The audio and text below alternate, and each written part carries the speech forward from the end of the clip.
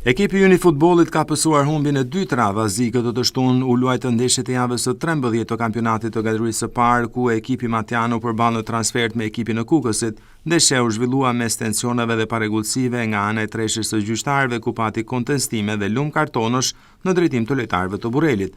Megjithatë, ndeshja shkoi e barabartë deri në minutën e 90 të lojës së rregullt, duke bërë që të dukej se skuadrat po ndanin nga 1 pikë secila. Por me futjen në lojë të Halilajt në minutën e 87, gjithçka ndryshoi pasi kuksianët arritën të gjejnë 2 herë rrjetën e portës së Burrelit. Për ekipin e drejtuar nga tekniku Samuel Nikaj nuk kishte më kohë për të reaguar, duke bërë që të kthehet në shtëpi me 3 pikë të humbura. Ndeshjet e tjera të luajtura këtë të shtunë përfunduan Pogradeci Iliria 0-0, Luftëtarja Polonia 0-2 dhe Kastrioti Laçi 2-2.